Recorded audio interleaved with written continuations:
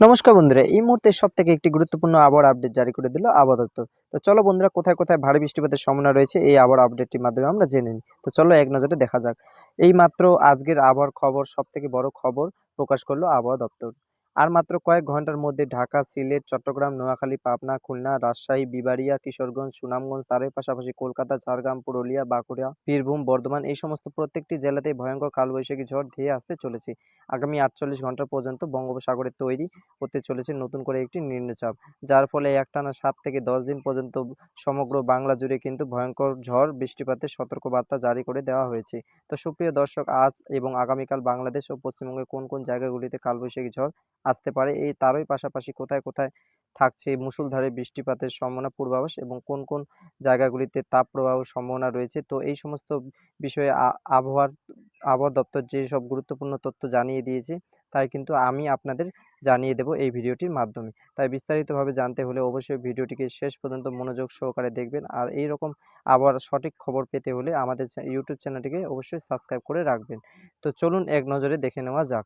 আগামী এক সপ্তাহ পর্যন্ত বাংলা জুড়ে তাপপ্রবাহ তেমন কোনো সম্ভাবনা নেই, বরং বঙ্গোপসাগরে যে নিম্নচাপটি তৈরি হচ্ছে তার জোরে কিন্তু আগামীকাল কয়েকদিন পর্যন্ত, অর্থাৎ 7 থেকে 10 দিন পর্যন্ত একটানাভাবে কোথাও কোথাও মুষলধারে বৃষ্টিপাত এবং কোথাও কোথাও কালবৈশাখী ঝড় লক্ষ্য করা যাবে। ভারী বৃষ্টিপাতের জোরে রীতিমতো জনজীবন কিন্তু বিপর্যস্ত হয়ে যাবে। আজ রাতের মধ্যে টেকনাফ, টিংগাঁও, তারই পাশাপাশি রাজশাহী, বিবাড়িয়া, রংপুর, ঠাকুরগাঁও, পঞ্চগড়, লালমনিরহাট, সিলেট, ময়মনসিংহ, ঢাকা এই সমস্ত জায়গাগুলিতে কিন্তু অতি ভারী বৃষ্টিপাত লক্ষ্য করা যাবে। বিশেষ করে উত্তরবঙ্গে জেলাগুলিতে আজ থেকে কিন্তু পাক বর্ষা বৃষ্টিপাত শুরু হতে চলেছে, যার ফলে গভীর বর্ষা কিন্তু আর কয়েকদিনের মধ্যেই সমগ্র বাংলা জুড়ে দেখা যাবে। এছাড়াও বাঁকুড়া, ঝাড়গ্রাম, বীরভূম, পুরুলিয়া, নদিয়া, মুর্শিদাবাদ এই সমস্ত জায়গাগুলিতে কিন্তু আজ থেকে আগামী 2 দিন পর্যন্ত তুমুল ঝড় বৃষ্টিপাত বয়ে যেতে পারে।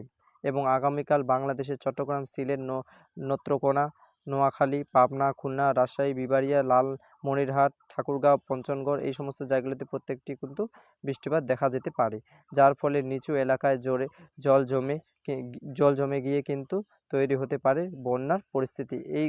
এবং ঘন্টায় সর্বোচ্চ 50 থেকে 60 কিলোমিটার গতিবেগে বয়ে যেতে পারে ঝড়ো-দমকা হাওয়া। সুপ্রিয় দর্শক, এই ছিল আজকের এবং আগামীকালের 48 ঘন্টার আবহাওয়ার সর্বশেষে আপডেট। এই রকম আবহাওয়ার খবর পেতে হলে আমাদের ইউটিউব চ্যানেলটিকে সাবস্ক্রাইব করে রাখবেন। ধন্যবাদ।